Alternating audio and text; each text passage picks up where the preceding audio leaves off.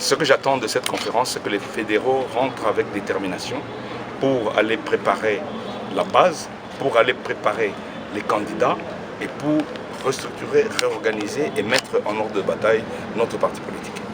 Je pense que la stratégie, ça ne se parle pas devant la presse.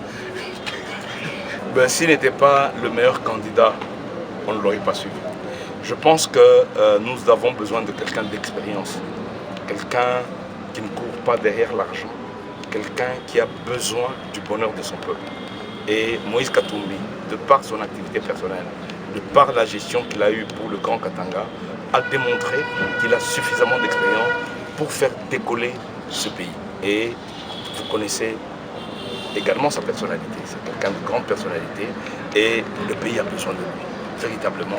Et moi, en tant que député et en tant que responsable, je sais que si Moïse Katumbi passe comme président de la République, notre pays va décoller en moins de 3 ans. La loi Noël Tchani, je crois que c'est une loi d'abord qui est inconstitutionnelle, vous le savez tous, et qu'aujourd'hui, pour diviser les Congolais, pour exclure un candidat, on a proposé une loi raciste, une loi discriminatoire et une loi qui, à la longue, va mener à la guerre civile en République démocratique du Congo.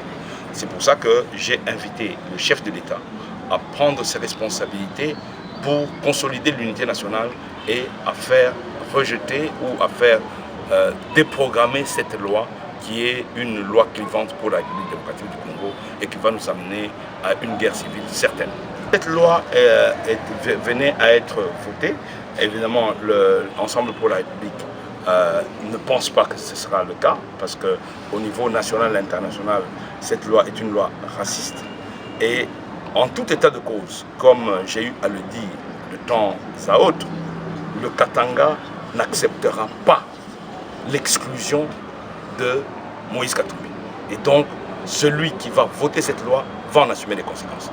Les conséquences, vous les savez, je l'ai dit ici, il y aura certainement, je vous l'ai dit, j'ai expliqué certainement, qu'à partir du moment où, au niveau national, on va exclure les Congolais qui ne sont pas de mère et de père, au niveau provincial, on va chercher à exclure les gouverneurs ou les vice-gouverneurs qui ne sont pas de père et de mère de la province. Et en ce moment-là, ceux qui n'auront pas été rejetés par le peuple n'auront que la force pour s'imposer.